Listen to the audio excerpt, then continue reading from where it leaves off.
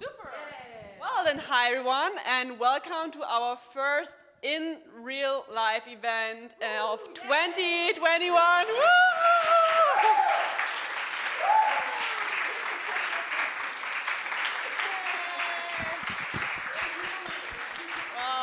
Can you imagine? It's been so long, and actually, like, we were super happy to see so many familiar faces. You know, for us, it's like a family, and it's also good to see some new faces. So really happy to always have this growing community, and yeah, we're also happy to join again XRVienna and Women in Immersive Technologies Europe. The last one was offline. Now was online. Now we're offline again. Thank God. And yeah, so I have to mention at this point a huge thanks to Facebook, our gold sponsor of Women in Immersive Tech, because they support us also financially to make these events possible. And yeah, so thank you, Facebook, and keep it up. And yeah, I'm sure Gabs is gonna want to talk a lot about our lovely community as well, our troopers here. So I'm gonna hand over to Gabs. Thank you very much, Vera. Thank you all. Thank you so much. I'm so excited to, see your faces again in real life. Like I hugged some of you. I don't know if it's okay. Sorry if it was too much. I don't know anymore what to do. I became feral already, 2 years of, being alone. And then it's like, I don't know what to do. I smile when people cry and vice versa. And yeah, I'm getting used to it, So we're nervous, but we're happy to be nervous because, like seeing everyone together is like what we're all about. What we are all about. Another bad joke, but anyway. So I want to know first, who is visiting us for the first time? Wow, cool, the family is growing. Well, welcome. I'm so happy to see all the new faces and building this community together. And please feel at home because this is what we are. We are a family. So a little bit about XRVienna. I don't want to extend it too much because, of course, I want to talk to all of you after the, after the talks are finished. So XRVienna started in 2015 as a platform for dialogue between creators and users. We actually had no idea who was going to join us on this quest. We were just a handful of creators. I wanted to meet who was interested in the technology. And well, I would say 1,150 people, and 5 years later, or 6 years, as you can see, my math is not working so well today. We are very happy to have this big family of support that we can actually talk about not just what is VR or what is AR or what are immersive technologies anymore, but we are actually talking about how it's transforming people's lives, how the different dialogues that we are starting on, how we can actually enhance people's lives through it, how we can make the world better, and so many cool things. I get really emotional when I talk about this. I'm Latin American, I feel everything. So yes, as I said, okay, so why do we do this? And the day that I won't have to read my notes is the day I won't call myself an introvert anymore, so you will have to put up with a lot of this still, so bear with me. So why do we do this? First of all, to inspire one another. I mean, our motto is no ego, no shame. Under our roof, we're all equal. That means in this community, there's no superstar and there's no rookie, because we're here to learn and we're here to exchange knowledge. And whoever tells you otherwise, please tell it to me and I will point it to the door. And of course, we're also, as I said, is to find ways to work together. And also to be a better, and this is very important, we are here to be a better version of ourselves instead of being better than someone else. And this goes together with the no ego, no shame philosophy, so please remember that. And of course, we are all about collaborations, and this is where I want Vera to say a bit more about the collaborations that we have today. This is happening so fast. So yeah, of course, Women in Immersive Technologies Europe. So we are a nonprofit organization that inspires women in XR to connect, to advance, and to play an active role in the immersive tech industry. My co-founders and I actually started Women in Immersive Tech as a Facebook group in 2016, so very similar starting point. And it was at the early second phase of XR, and wherever we went, any XR meetups, any conferences, it was really, no offense, male-dominated, and I had a VR startup myself at that time, and it was really hard to actually find a role model to look up to and to exchange, you know, because we're going through the same. So we wanted to build a community to change this, to provide people or women with role models and to make the sector more diverse and more inclusive. And yeah, that's why we created this inclusive network of now more than 2,000 women in Europe. And we also have a directory with more than 200 women that we always send to conferences or other event organizers when they ask us for women speakers or for people to collaborate with. And yeah, we support our community by connecting them and facilitating an exchange within the community to really provide them with talent, with companies to collaborate, with other partners, with investors even. So there are a lot of levels that people connect. We also encourage women to share success stories, to have those role models, people who've been there, and people, you know, who just share their experiences and don't feel bad about, telling something that's, you know, also like the failures, because we learn from failures, and if we learn from other people's failures, it's more convenient, to be honest. And yeah, we've all been there. I think, you know, COVID has been a difficult time. Lots of us had to pivotize, and yeah. Now, the centerpiece of our efforts are our events, and even though we love VR, of course, and we've had an amazing online event, I'm really happy to be back to offline now, also in Vienna. And yeah, but I'm not only here as co-founder of Women in Immersive Technologies Europe, but I'm also here as founder of My Culture, your personal art curator. And yeah, after a long cultural break, we are now once again able to visit museums, to visit galleries, to really get that cultural shot, so to say. And it's amazing, of course. At the same time, it can be very overwhelming because after all, Vienna has about 100 museums and more than 200 galleries, so it's really hard sometimes to keep an overview. And also, it happens that, you know, just missed exactly that exhibition that you wanted to see. And yeah, I've been there, and it's frustrating. And this is where My Culture comes in, because with My Culture, you receive personalized recommendations for art exhibitions all over Vienna. And you receive, you can discover exhibitions, you can filter it, you can receive reminders so you don't forget to visit that art exhibition that's so important to you. And yeah, we've got lots of other features, but I don't want to have this like a sales show. But yeah, if you think this is like a really cool idea, then you can sign up on myculture.app for free. And yeah, so I think, yeah, now it's time to talk about today's agenda. But if you want to talk about My Culture, I'm here. I'm happy to talk about it the whole evening. And yeah, so today about the agenda. First, we have a few community announcements from our side. Then you have actually the chance to share your news with us. So we've got like a hot chair. And next, we will give the stage to our amazing speakers. We've got Flavia Mazzanti and Manuel Bonell here, who will showcase their artistic technological research project, Neuro-Traces, which is amazing. And following that, Ramona Schmidt from Haus der Wildnis will tell us about how XR can save forests. And last but not least, we have Alena Schmuck and Christina Alge, who will present us funding opportunities for XR projects by Vienna Business Agency.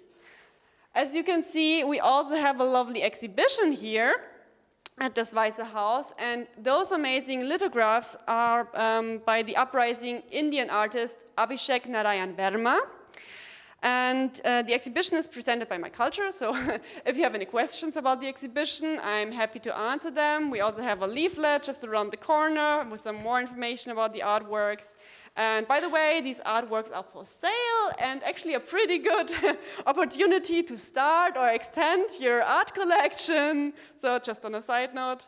And I also want to draw your attention to the awesome XR experiences we have here and in the vestibule, which you can try out after the talks, and there will also be time for more drinks and networking. All right, now to the announcement. I give the mic to Gabs. Thank you very much, Vera. I'm going to make this really, really quick because we all want to listen to the wonderful speakers that we have today as well. And this is a bit the roadmap that we have right now for XRVienna. But as you might know already, like we are kind of playing by ear, as we say, because the regulations keep changing. So this is our plan for now. And depending on what we hear in the coming weeks, then there's going to be more or less activities. But for you to have an inspiration already, for you to, be looking forward for the things that are going to happen. So upcoming events, we have 2 topics planned out. The one is VR in your mind. That is a topic about psychology and perception in virtual reality, and also XR and sports. So we have community members here that are working in really, really cool sports project that use virtual reality for sports, and I don't want to spoil it for you, but it's going to be awesome.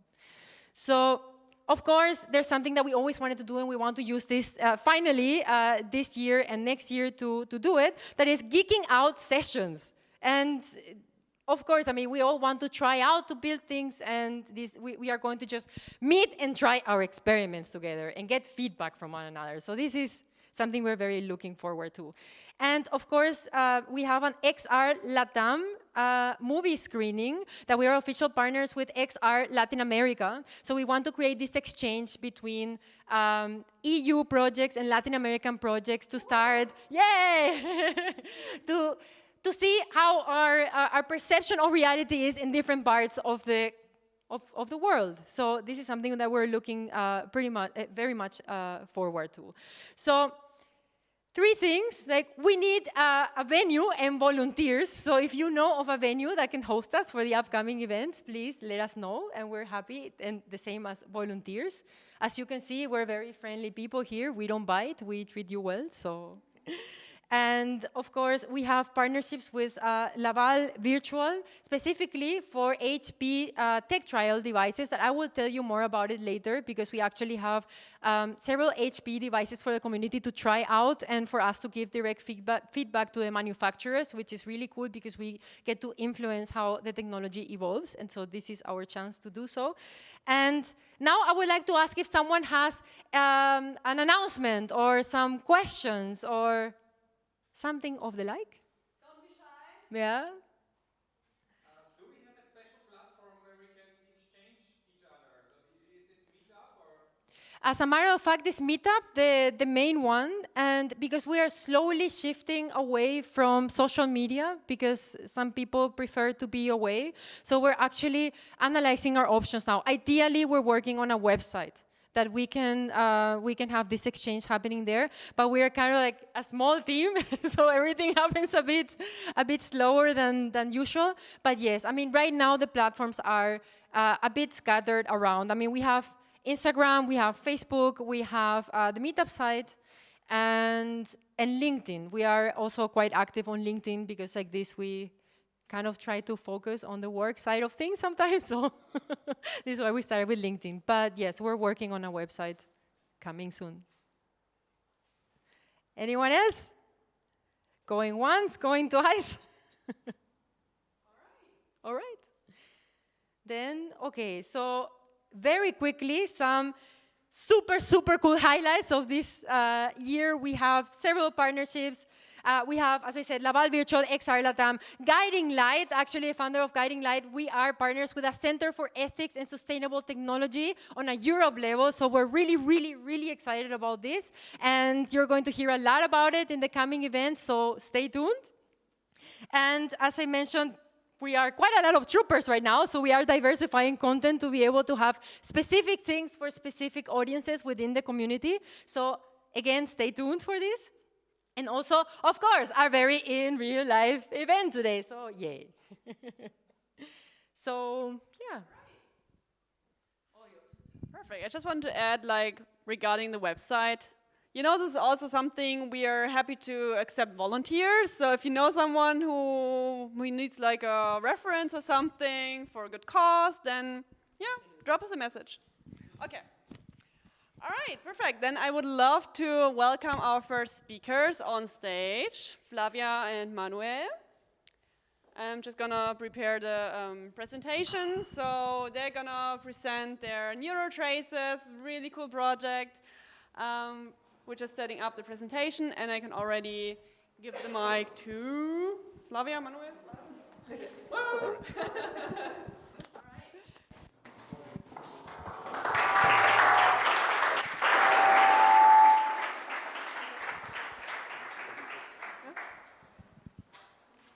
Test. Do you hear me? Okay. Hi, everybody. We are Manuel and Flavia, and we are two media artists and architects based here in Vienna. And first of all, we would like to thank Gabs and Vera for organizing this amazing event. And we are really happy to be here today and to be able to present our project, Neuro-Traces, which we developed in a team of 4 people, together with a neuroscientist, Imani, and a programmer, Michel. So Neuro-Traces is an artistic technological research project and XR installation addressing new possibilities between cognitive processes and spatial translations. The project started as a continuation of a master thesis in June 2019 at the Academy of Fine Arts and has been developed in 2020, and with the first finished prototype completed in spring of this year. Neuro-Traces is focusing on the aspect of well-being in our spatial environment, creating a customized virtual design based on the individual's sensation of well-being. The project is realized in the form of an interactive installation combining both BCI, which stands for Brain-Computer Interface, where we use an EEG, and virtual reality. So the project arises from an architectural background, focusing on the aspect of well-being in our spatial environment. As a society, we inhabit in a built environment relying on economical, political, and social design parameters, resulting in efficiency and profitability instead of the physical and psychological aspects of the human being. As architectural historian and critic Anthony Fiedler writes, due to its capitalist development, the contemporary urban landscape can be seen as a place where phenomena such as fear, anxiety, and estrangement are increasingly developed, showing how these factors are linked to the design and aesthetics of space. So our response to this, we raise the question if design parameters can be driven by the affective sensation of well-being. In our prototype, we understand the virtual environment as a void which is liberated from any rules, where we had the possibility to create an artistic process based on parametric design. We created an environment which allowed us to eliminate representation and leave space free to the visitor's imagination and interpretation. By focusing on general sensations of volume, density, and movement through abstract spatial formations, we replaced already known parameters such as walls, ceilings, or buildings. In Neuro-Traces, space is therefore no longer seen as an object of man's need, as static container, but becomes an active element in constant dialogue and exchange with its visitors, continuously reproposing itself in search for an equilibrium, a balance within itself and the well-being of its temporary inhabitants. So here, the split between subject and object dissolves, leaving a place for entangled configurations, where both the visitor and the virtual configuration become active protagonists of a reciprocal state of becoming. In Neuro-Traces, we take the spatial perception offered by the medium VR, together with the possibility to record the brain activity with an EEG, in order to experiment how people feel inside spatial configurations, providing a fluid virtual formation which adapts and changes in relation to each visitor. We offer the visitant an individual and immersive experience where the virtual constellation reacts to the positive feelings of the visitor's well-being. Talking now about the aesthetics and the virtual configuration, the visitor is located in a 3D virtual environment, which consists of line-like abstract shapes. These shapes are in a continuous movement and might remind us of landscapes or natural configurations. Both the visitor and the virtual configuration share a process of exchange and mutual influence. Through the use of an artificial neural network, the formation tries to recognize the affective sensation of the visitor and trying to adapt to them in order to create a balance between the shape and the person's well-being. They both engage in a continuous process of exchange and interaction, virtual reality-based neurofeedback. Aesthetically, we started by the smallest element, the point, which movement and transformation in time and space from vectors, which are traced as lines. The formation is focusing on abstractness without any visual association or representational figures with our built environment. The spatial design parameters, such as gradients of density, smoothness, roughness, and forms of enclosement, are designed as to provoke different affective sensations. The visitor is experiencing seemingly organic structures, testing, analyzing, and adapting different configurations in order to find a balance. In this realm, there is no more body, no more hands as a tool for interaction, and the visitor merges with the landscape and becomes an investigator of her own mental activity. As a result, the virtual simulation becomes like a design tool, able to understand the sensations of the visitor and to provide different configurations each time. The technology in Neuro-Traces, we use an 8-channel EEG device. It's a very simple device which records electrical activity on the cortical areas of the brain. By selecting suitable EEG channels that correspond to certain regions of the brain, we try to focus on the valence arousal model of emotion. The aim is to classify brain states that correlate to certain moods of relaxation and tranquility. The recorded data is then sent to an analysis application where the classified data is then sent to a generative design process. Here, the simulation tries to create some predictive parameters corresponding to the individual's well-being.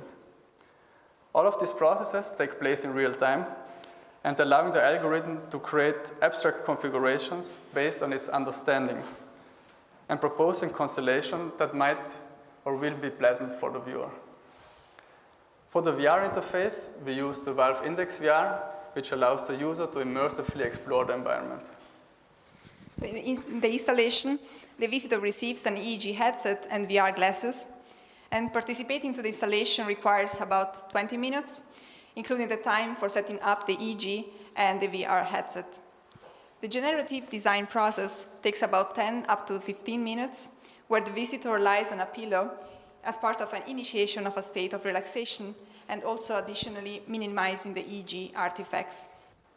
Once both visitor and the spatial formation are in equilibrium, the visitor then can freely explore the unique outcome by moving around the virtual constellation. The real-time configurations that the visitor experiences in VR are also projected live with a beamer in order to make the experience available to external viewers. And Neuro-Traces is currently being installed in the back of this room, and you can test it tonight after the presentations, as well as tomorrow afternoon. We're also really happy to finally have the possibility to collect feedbacks with this event, as it's also the first time that we can finally let a broader audience test the prototype after Corona.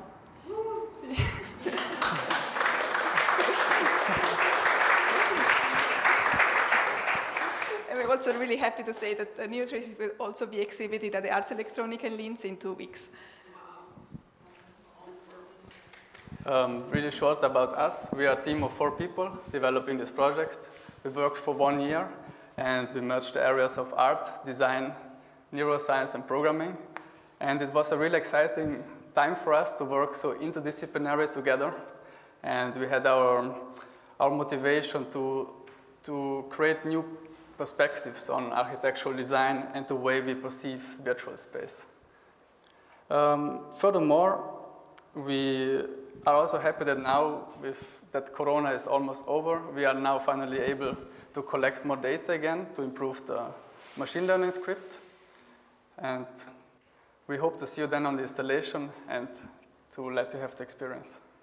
Thank you very much. Thank you.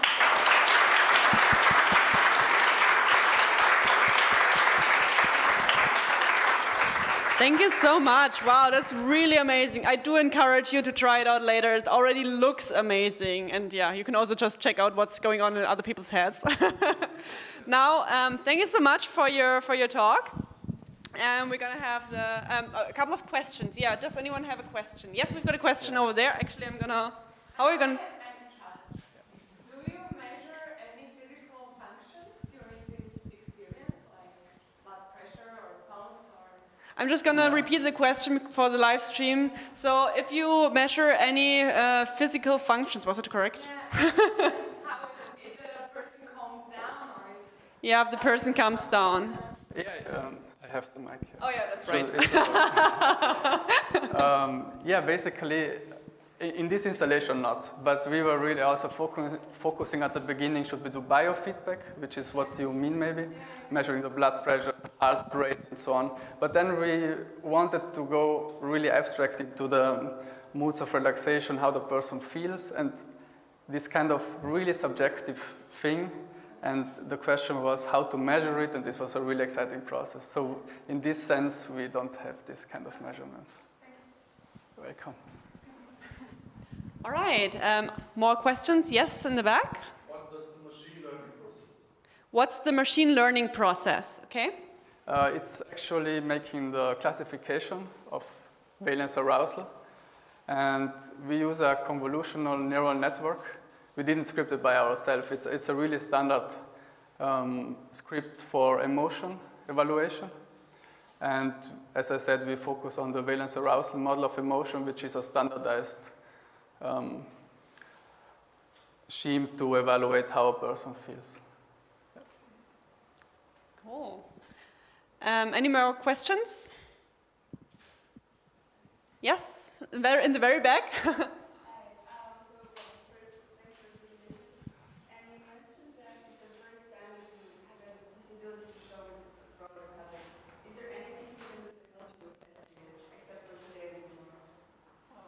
Is there anything that helped you with what? To help them test it and know what we as a community can do anything to help them. Okay, to help you develop the project further, right? Okay.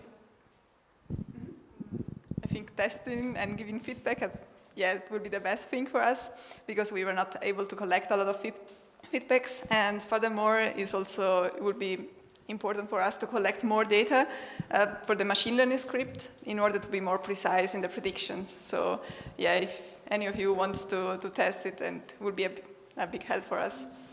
And also during the development, it was really difficult to have big feedback. The main problem was really collecting the data because we had our own setup with so we don't collect the data while you do this experience. We have our own setup where you evaluate images, what you see, which is actually collecting data for the machine learning script. This is really now just a result of it. Yeah. I have one more question. Okay, Gaps. What's your question, Gaps? Gaps always has a question. I want to know what your next plans are with Neuro-Traces, or your plans in general. Yeah, what are your next plans with Neuro-Traces? Neuro-Traces, actually, the moment we finished the prototype, and our goal at the moment is collect more data and to have a better prototype. This is still a prototype, but we also started working on another VR project at the moment, which is a VR game, and it will be a sandbox exploration game in VR. And yeah, we're also actually happy to announce that we just funded our company, which is called Immerea. And with Immerea, we would like to focus on the development of video games and immersive experiences in VR. Our vision somehow is to bring architecture, but also social spatial topics, and to explore them through the use of different technologies as games, but also VR. Yes. Congratulations. Thank you.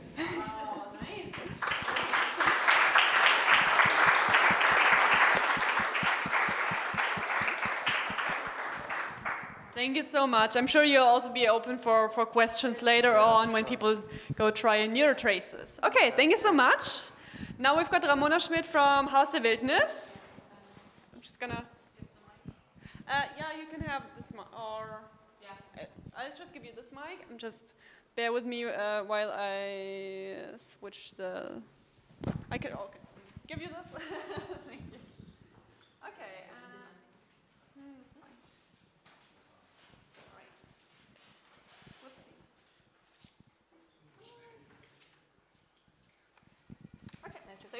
I just click on the button, right? Oh yeah, to the right. Okay. Yeah. Hi, I'm Ramona. I'm a little bit of a wild card today because I'm not technically tech savvy at all. I'm a wildlife biologist in my real life, and well, we've become friends with Axel and Gabs through a project of us. I work in a team of biologists and forest scientists for managing wildlife and wilderness area here in Austria, in Laval, Austria. And a couple of years ago, the team decided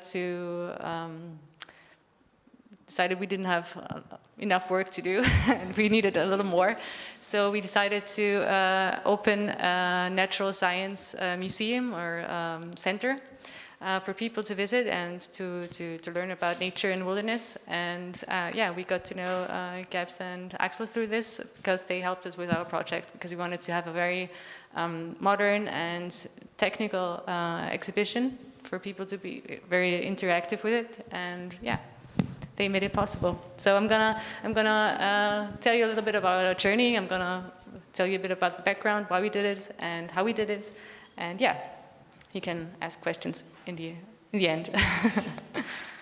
Yeah. So how many of you knew that we have one of the last in Europe and one of the largest the largest in the whole Alpine arc primeval forests in Austria? Probably. You did. Oh, great.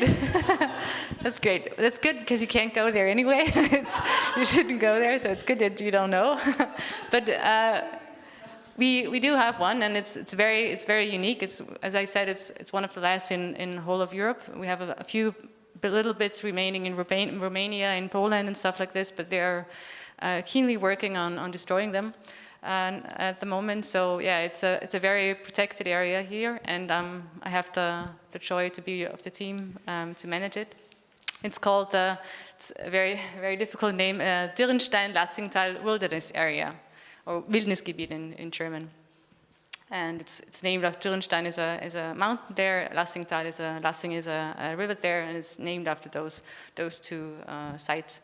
And it is recognized as by the IUCN, by the International Union for Conservation of Nature, as a Category 1 conservation area. Just to explain, national park, everyone knows a national park, it's Category 2. And the wilderness area, it's not just the name, it's the category. It is one step above, so it's enjoying the highest possible international protection that you can have for a landscape. And we have that here. It's part of this is the primeval forest. It's the heart of the wilderness area, and around this primeval forest we have some more area that is also protected under very, very strict laws. And this habitat is very important, of course, for many rare and special species.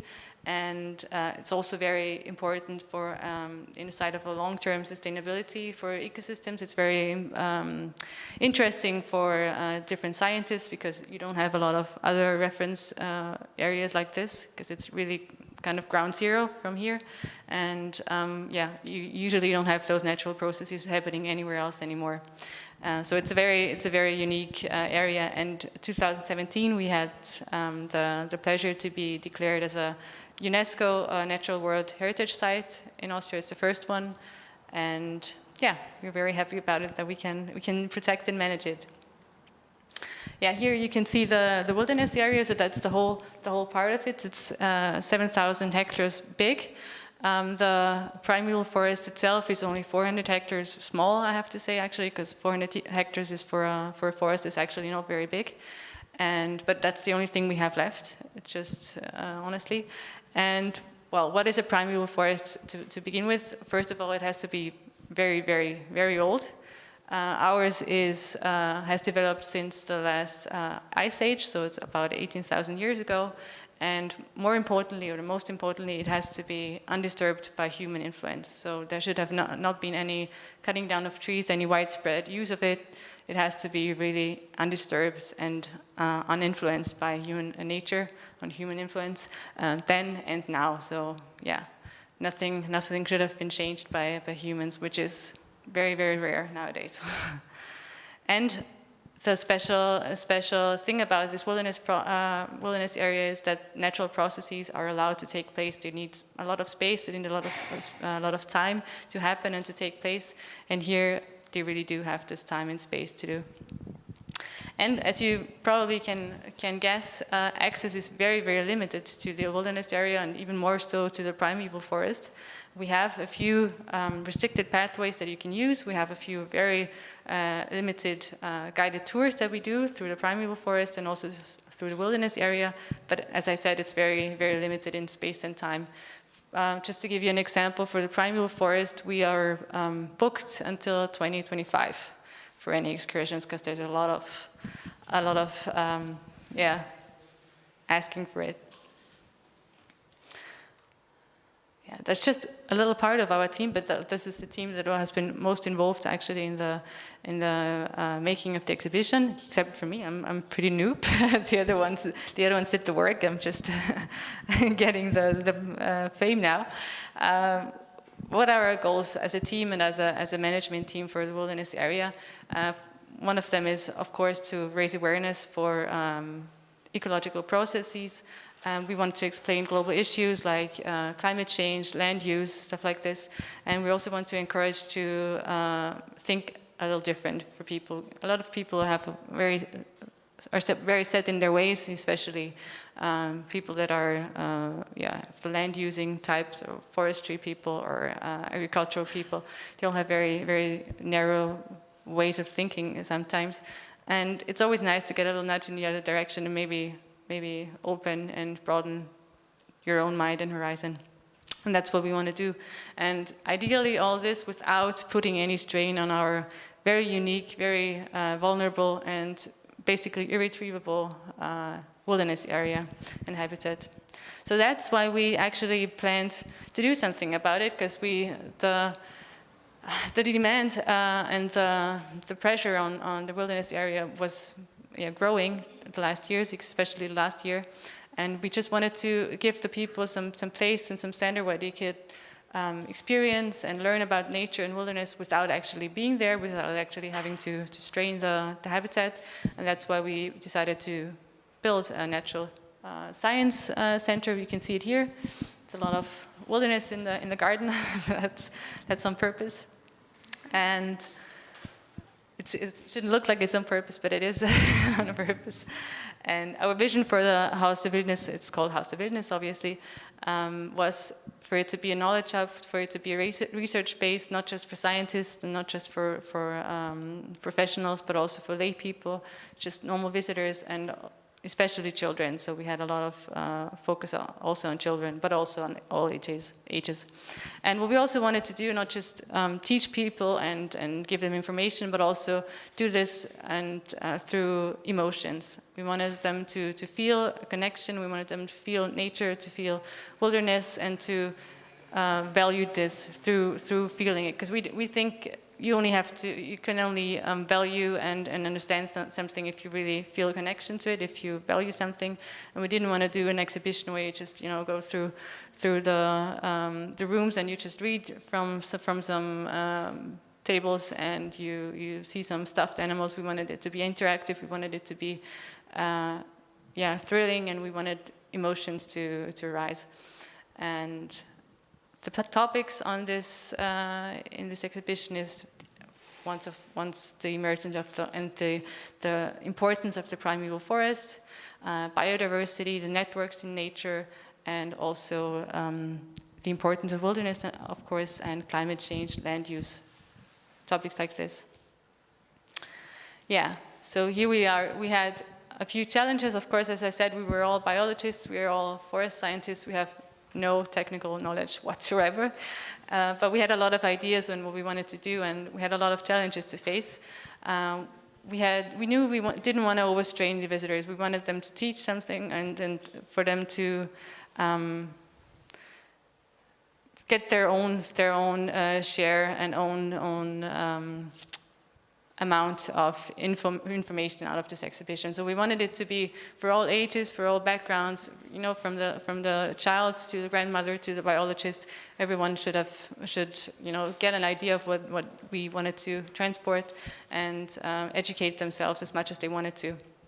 And so we had to think about what was the best way to realize our ideas. We knew we wanted it to make it modern. We didn't want it to make it like, yeah, we wanted it to be interactive. We wanted a wow effect, and ideally something that was innovative. We had no idea what there was, what kind of tech there was. My colleague Nina, she traveled all around Europe and looking for all kinds of stuff to see what there is actually, because as I said, we had no idea about technology, and even more, we had to plan obviously ahead before we actually opened the Haus der Wildnis. It opened in May, so about 3 months ago. And so we had to get technology that was innovative in 2 years from then. So you had to think a little forward. You had to be very, risk-taking actually, and a little, daring to do something, and also just guessing what could be innovative in 2 years. So obviously we had a lot of doubters and naysayers. Also in the team, you know, there were phases where you just thought, okay, it's not going to work somehow. But we needed partners that, were young, creative, burning for the topic as much as we were, and also willing to take some risks.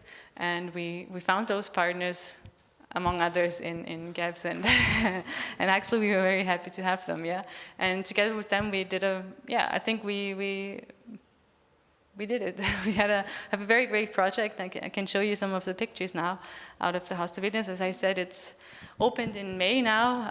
We had a lot of visitors already. It's very, very popular, all the interactive technology.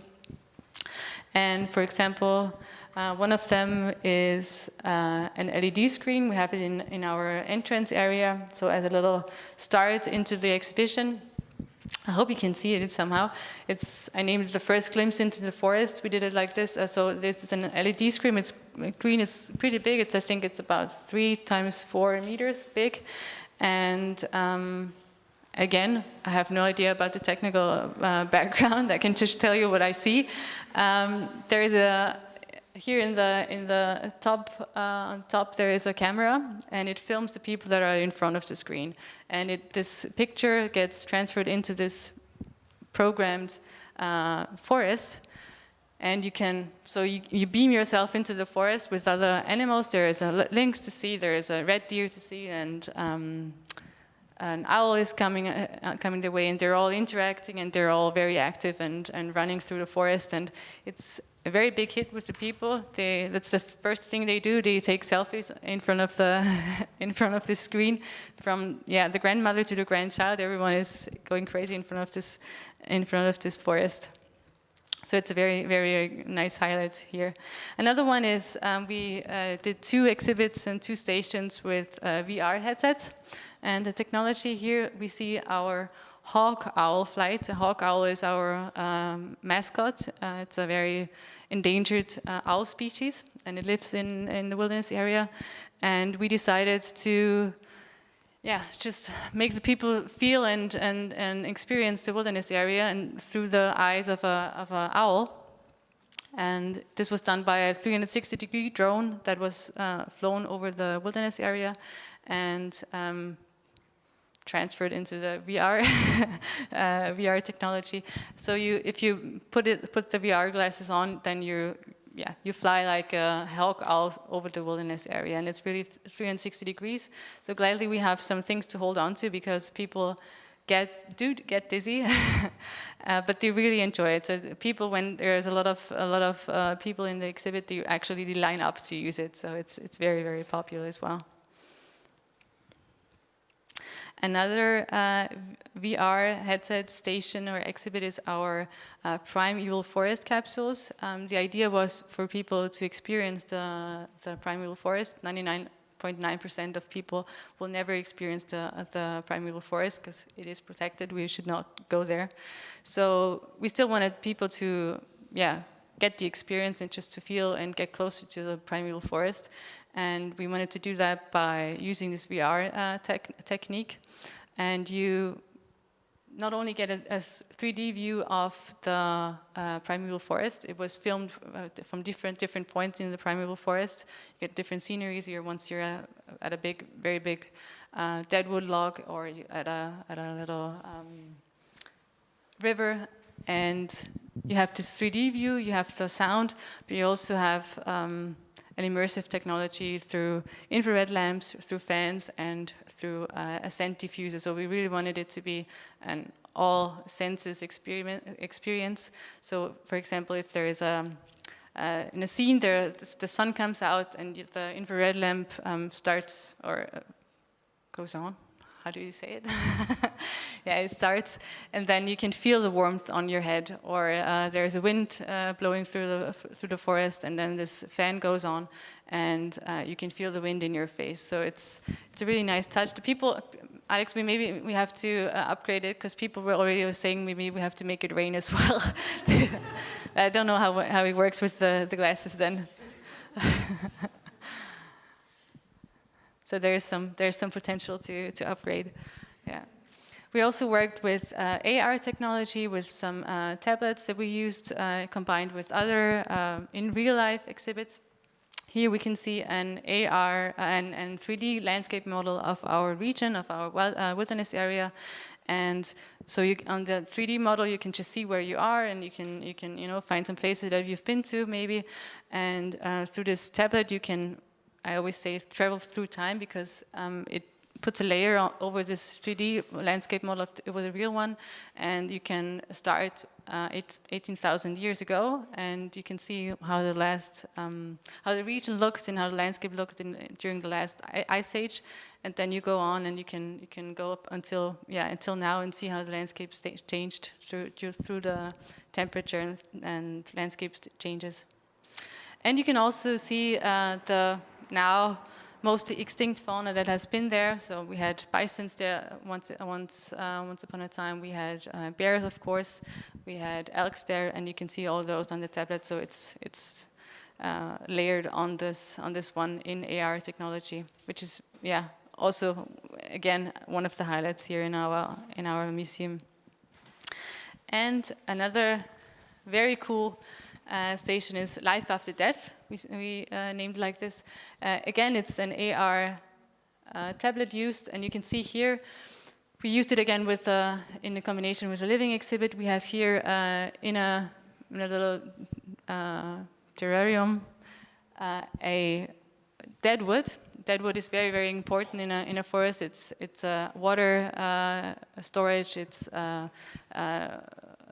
food storage. It's habitat for a lot of people, a lot of animals, and we wanted to show what's inside this apparently dead wood, even though there's very, very much life in it. And you can't see that in real life. We wanted to show something that you can't really see in real life, and we wanted to present this through this AR. It made it possible to do with this AR technology. So we thought about this AR tablet as a digital extension to the real thing. So it is right next to the glass container of the deadwood, and you can actually, we have it outside to try, right? You can actually physically go into the deadwood trunk and look into the trunk, what is in there. So there's you can see the mycelium, the strings of the mushrooms. You can see a little bug in there living and eating and breathing. So it's a really cool X-ray look into a seemingly dead tree. Yeah, I'm already done. Yeah, I just wanted to say, I'm very, very glad that we've worked with you, because your stations and our stations are very, the very highlights of our museum, and they are very well used and very well liked by our visitors. And yeah, we are very happy that we did it with you, like that.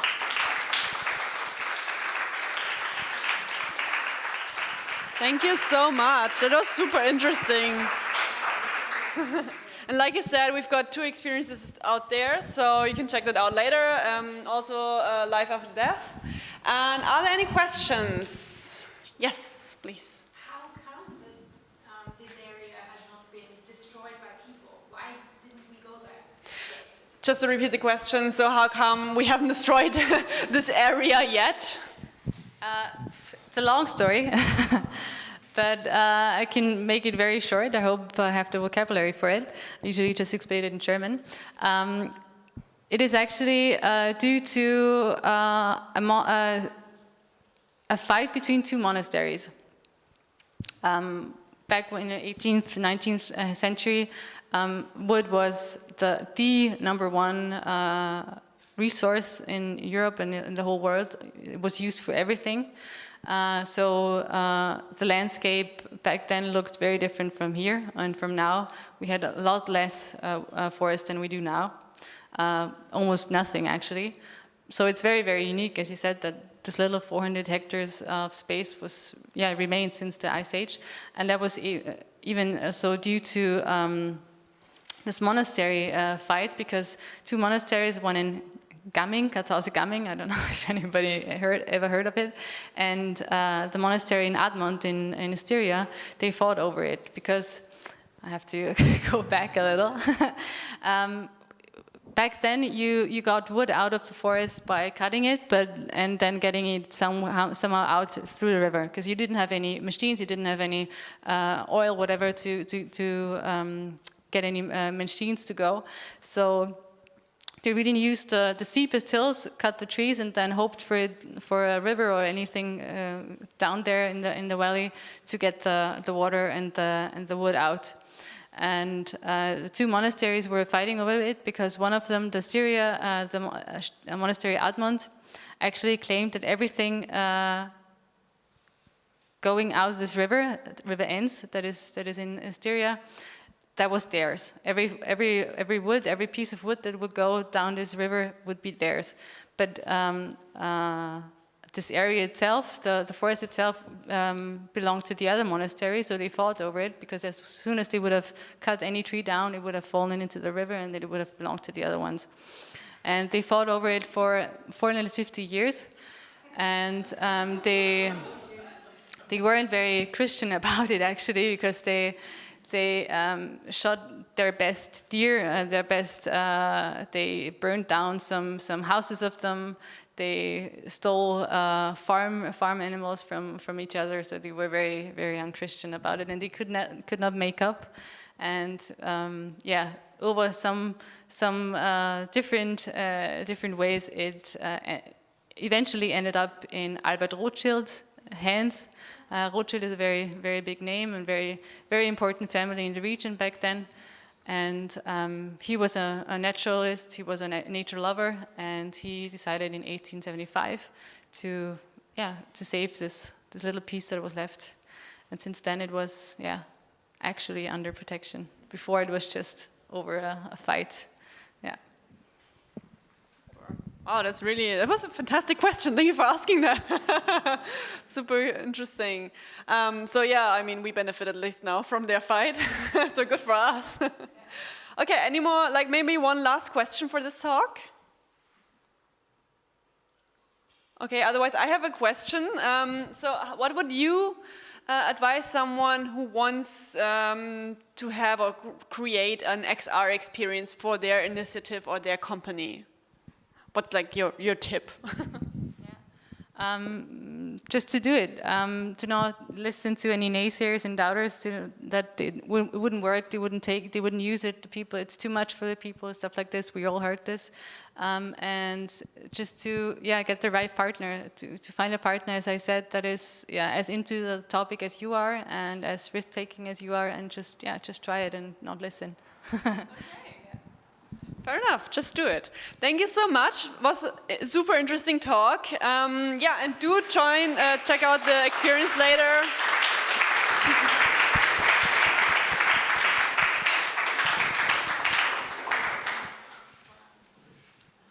All right, so next up we have Alena Schmuck and Christina Alge. I'm just gonna change the presentation, bear with me, and we're already there, super. Okay, so I'm gonna give you the mic and the stage is yours.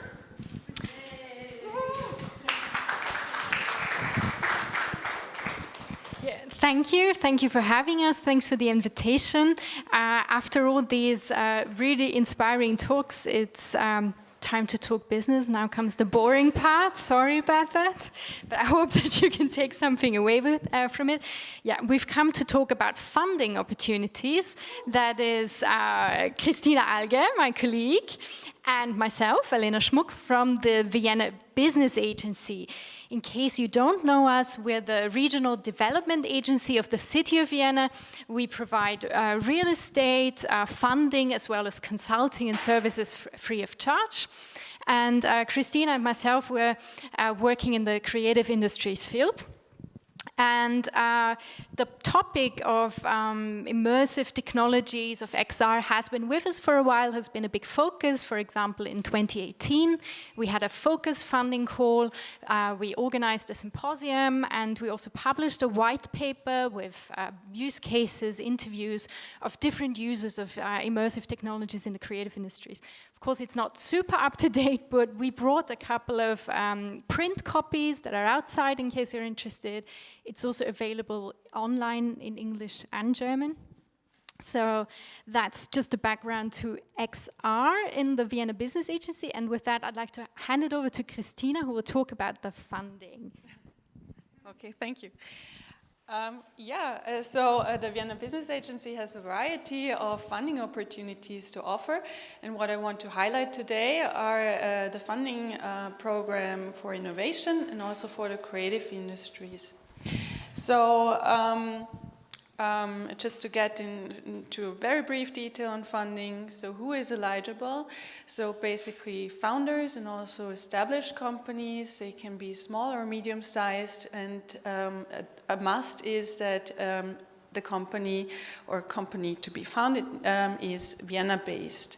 So what is funding really? Well, if being funded, you would get a cash grant, and many of our funding programs also offer a women's bonus on top, which can be either, I think, 2,000 or 5,000 euros if a woman is in charge of developing the project. So just to get also briefly into innovation. So with this funding program, we support the development of new products, services, or also processes. Those product services or processes can also be significantly improved. It has a very attractive funding rate, funding of 200,000 euros, and also funding rate depends on the size of the company. I would suggest this funding program to companies who are more on the technical XR side. Well, everything in XR is probably technical, but what I'm referring to is maybe if you're doing XR in combination with a solution for the automobile industry or for the healthcare sector, I think that would be a great fit for innovation, for example. Then to get more into the creative industries, as you can see, these are the areas, the creative industry areas that we consider as creative industry areas. We see XR as part of multimedia. But then again, we saw in the past that XR can be implemented in every area as XR solutions for architecture, design, film industry, music industry, and so on. Also the art market, very interesting. For projects that are maybe more based within these areas, we have 3 funding programs within the creative industry. That is the first one, Creative Pioneer, which might be interesting if you are a founder or you just recently founded your company and you're also either developing product, services, or processes, then you have a really great competition with other founders. So you're all in the same place, kind of, and you will get up to 50,000 euros of funding. And the women's bonus is 2,000, as you can see. And very similar to that one is a creative project. You can also apply as a founder and as already established company. Also, if you want to develop product, services, and processes. But the competition is slightly different because you're competing with companies that have maybe more resources, that might have already experience in developing projects, and might be interesting for you if you're planning to have a project with costs of, let's say, above 120,000, 150,000 euros. So as you can see, 150,000 is what you can get there as a maximum, and the women's bonus is 5,000, which is also very attractive. And then if you have already an established company and you have already your product, services, processes in place, and you have already established a market for yourself, and now you're thinking about expanding the market, your target group, and you have a strategy in mind, then this funding program could be interesting, because if you have a strategy, we would or could also support you in basically developing the strategy, and support this endeavor in general. So 50,000 euros for that one. And if you apply, every application is it's an online application. It's kind of built up as a business plan, maybe a light version of it. But then again, we have assessment criteria that needs to be fulfilled in order also to be seen by a jury who evaluates every application. So the quality of your project will be super important, as well as the additionality. This means that you need to challenge yourself, there needs to be a challenge in the project, there needs to be basically new innovation, new development. Let's say over state-of-the-art development. Then there is also a local and economic added value that has to go along with the project. When you developed your project, there needs to be it needs to be promising in terms of its economical sustainability, and of course the planning is important, and that you have enough resources for it. Yeah, so what kind of costs can be funded? Personal costs, which means not only the costs for employees or freelancers, but then also the costs for that you invest as a company owner. Then also purchase services, project-specific specialist equipment, and material costs, to name the most important ones. Yeah, so just to get into the funding process also, well, first of all, it would be great if you give us a call if interested in any of these funding programs, because that's a really good starting point to just get personal orientation also. And after that, you will probably apply online. And after that, you go into a jury process, an evaluation will take place, and there will be a decision about your application. Yeah, and after that, if, for example, your project is being granted funding, you will be briefed on how everything is, and on all further steps. You develop your project, and in the end, you file a final report to us. And just so you know, all the programs are ongoing programs, so, but the next deadlines are already for Creative Project at the end of September, and for Creative Pioneer and to market, it's the end of November. Yeah. So now back to a project that I am working with mainly. It also provides funding, but in a slightly lower threshold way. That's the competition Content Vienna for digital design. And I'm very happy that also some of last year's winners have presented today, the Neuro-Traces team. So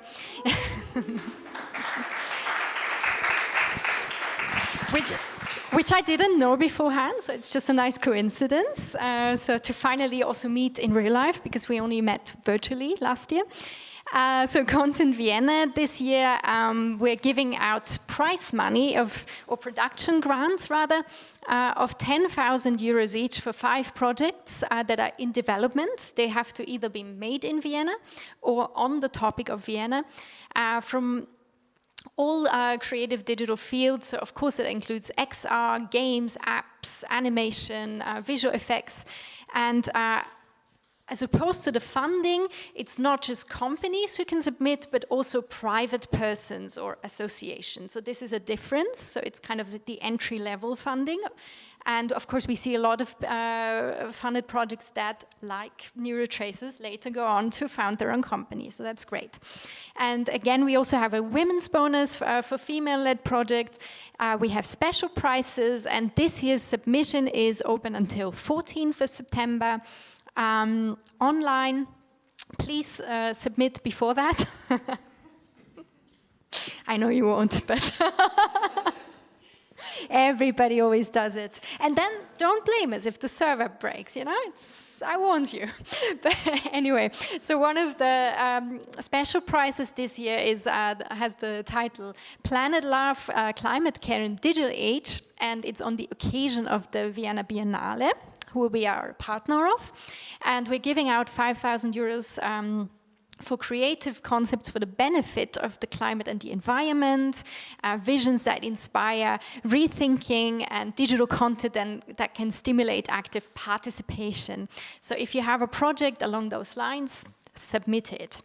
Another special prize that could be interesting to you is the Content Vienna Connecting South by Southwest.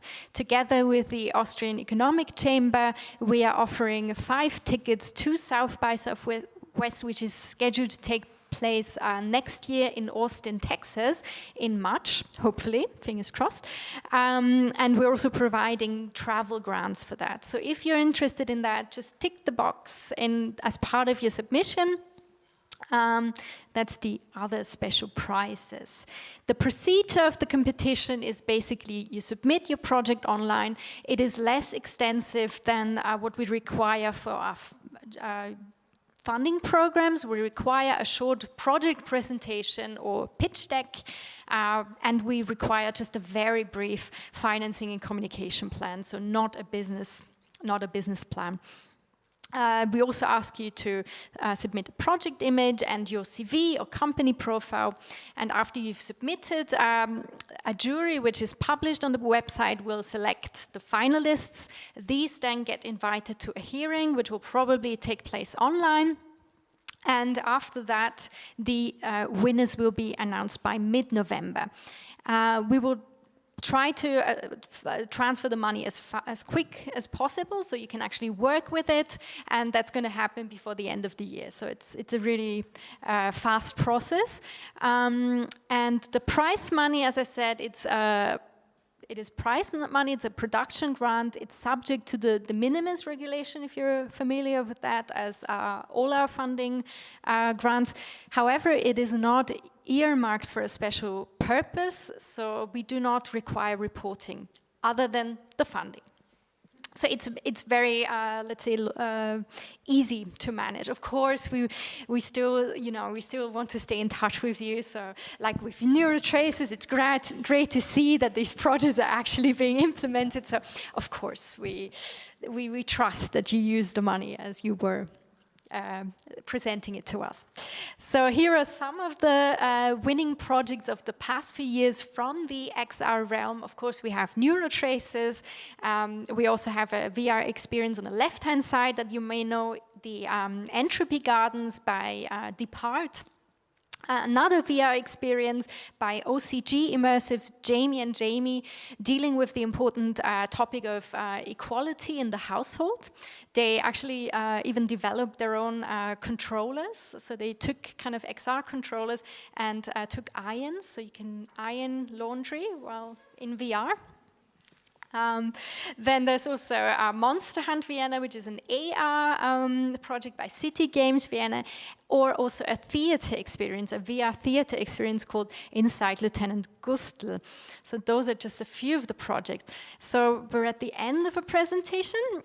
Please ask us if you have any questions, get in touch. It's not just Christina and me, by the way, it's also my colleague Karina who's sitting there. Raise your arm. You can also talk to her. She's also a funding specialist. And yeah, thank you very much.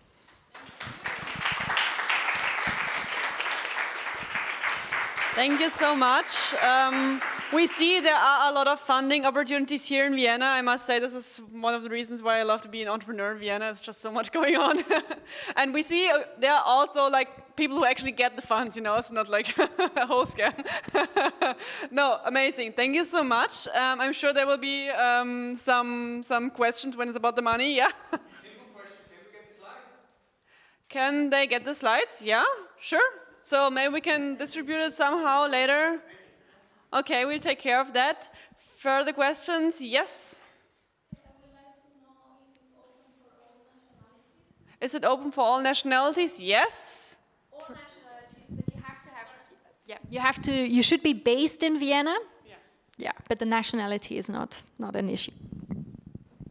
We We like to hear that. Fantastic. Yes, here's a question. Actually, I have one question regarding the stage of the project. In which stage should it be? Should it be like a very good prototype, or should it be very early, or should it be almost completed? The question is, in which stage should the project be in order to get funded? Well, I take it this goes for Content Vienna or the funding? Because the fund... The entry one, so the Content Vienna.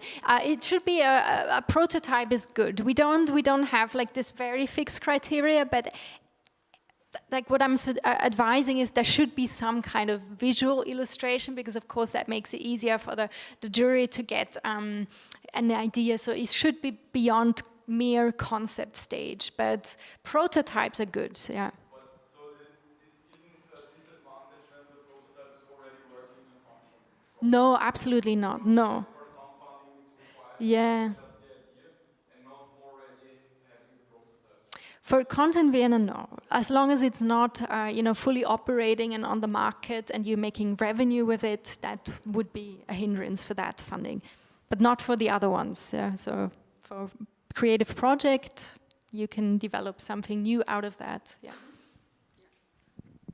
Okay. Super. There were more questions. Yeah, in the back. I'm from New York, but I partnered up with a company from Germany and a company from Vienna. Mm-hmm. For the active development, would we qualify?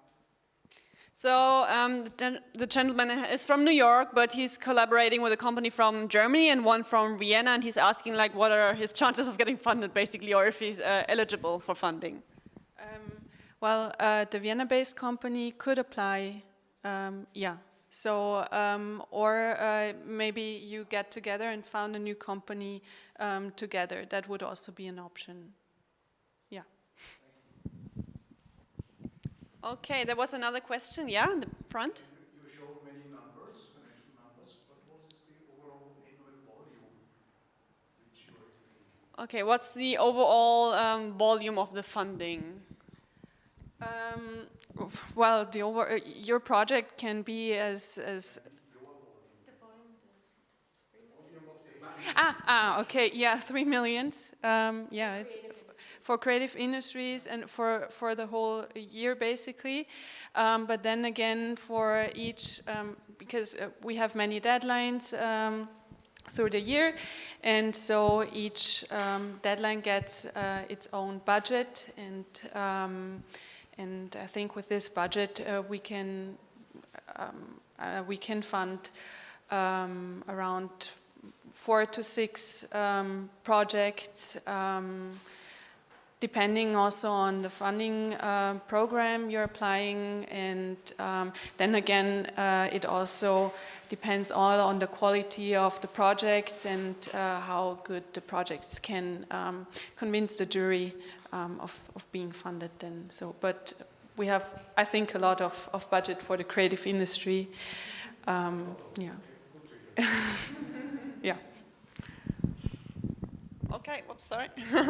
Perfect. Is there maybe one last question? No, all the money questions answered. Perfect. Otherwise, are you going to stay around for a few more minutes? Okay, super. Well, then you can stay on stage for now. Just give me a second. Moving back to the presentation. Gaps. MacBook and me. All right, because we would like to thank you all. Maybe we can have all the speakers on stage once more.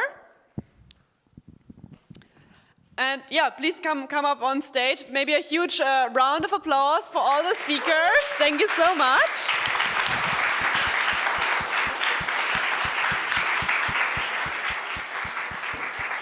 And we've got a little something for you. Thank you so much for your contribution to our communities. We're happy that you're sharing your experiences with us. So. Oh, okay. So for the group photo, we can hide it. Okay. And besides our wonderful speakers, we would also like to thank you, well, to you all, of course, for coming. We would like to thank our team. So, of course, I mean, Gabs did the main job really here. And, of course, Axel, Dietrich, and Felix, I'm sorry, who's supporting, and Florentina, our wonderful photographer. Thank you so much. And yeah, I mean, we've got Frisch here as well. So basically, Gabs and Axel. We've got, yeah, of course, Women in Immersive Tech, XRVienna for organizing this, My Culture. Thank you, My Culture. And am I forgetting someone? No, I think you're good. Okay, I think I'm good. Well, of course, Das Weiße Haus, obviously. Thank you so much, Das Weiße Haus, for letting us use your space for this amazing event. And yeah, you can follow us on social media. We're everywhere basically. Yeah, we're everywhere, yeah, so exactly. You can see the. I mean, you already know XRVienna is on Meetup. We are on Facebook, Instagram, LinkedIn. Then Women in Immersive Tech is we've got a Facebook group. We are on LinkedIn. We are on Twitter. We're not on Instagram yet. Let's see. So what they are trying to say is that you have no excuse to not stay in touch. Yeah, you know? Exactly. Stay in touch, follow us, and all right. I think that's it about. Let me check my cheat sheet. Yeah. Yeah. Okay. But I have some. Yeah. Maybe I don't need this, you know, but for the sake of the streaming, I speak loud enough. First of all, I wanted to say, please share your projects with us. We'll be happy to have you here on this stage. We would like to hear from you. We would like this feedback amongst creators and users to keep going. So please don't be a stranger and keep participating on the events. And I I would like, yeah, you could go back to your seat. Because yeah. Exactly, good. And now I have something that is a bit of a selfish move of mine, and it's actually, I'm quite nervous about this, but I think it's going to, it's very important for both of us, in my opinion. And as I said, I wouldn't call myself an introvert if I could say this looking at your faces. So if you allow me to read this for you, and with this I would like to close this segment of the event, and then we proceed to the drinks and happy making, talking, and you know what I mean. So as last words, I would like to share a personal story with you. I can only promise you that although, I promise it has a happy ending, but I can only promise you that although it may sound quite tragic, it does have a happy ending. Of course, it goes without saying that this is one of the most vulnerable moments I ever had on stage, so please be kind to my naked soul. A few months after the pandemic began, I received a surprise feedback call from someone who clearly, for some reason, decided it was very important to deliver this message. This person told me, "Why are you always so happy? Why, like, we all think it's a bit suspicious, you know? Like, why don't you just act normal like the rest of us? People talk about this, you know?" Well, later on, I found out that this "we" was more of an "I," and the talking was only coming from one single mouth. And even though I'm usually fully aware that people can say hurtful things when they are hurting, that comment left a bleeding wound in my heart. Now, let me tell you the context in which this comment landed. I had just decided to leave our physical office due to the immense project uncertainty we were going through in the pandemic. I need some support for this. Due to the uncertainty we were going on in the company. As you know, I work in the immersive entertainment sector, and I don't need to tell you the effects of COVID in the entertainment industry. Our main goal was to secure the jobs of our team, so we would stick together no matter what. And even so, we had to let 2 precious team members go. Shortly after that, I found myself juggling a 4-year-old, a burnout, a business, an XR community, the news of my father being diagnosed with cancer, and the crown jewel, the sudden death of the most important person in the world for me, my grandmother. I didn't even get the possibility of saying goodbye to her due to not being allowed to fly to Paraguay because of the COVID restrictions. That was the time you received that message from me through the XRVienna channels. That's the moment I said, enough, I'm done. I quit. What difference does it make if it all seems to be for nothing? But only a few minutes after I sent you this message, I started receiving, one after another, your messages filled with empathy, encouragement, and hope. You opened your heart to me, and with open cards from both sides, we shared sweet and sour experiences. We supported one another, and by doing so, we became so much more than the sum of our parts. And this is what communities are all about, my beloved XRVienna troopers. Communities are places in which we can find support, care, and understanding.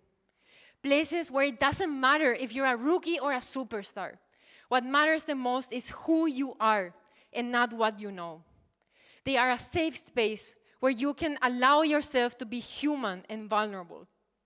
And to answer the question from the beginning of the story, this is what makes me happy. Because happiness is so extraordinary that it doesn't matter if it's yours or not. I hope XRVienna can make a difference in your life the same way you have made in mine. Thank you very much. And let's try out some experiences together, have a drink together, and be happy together. Shall we?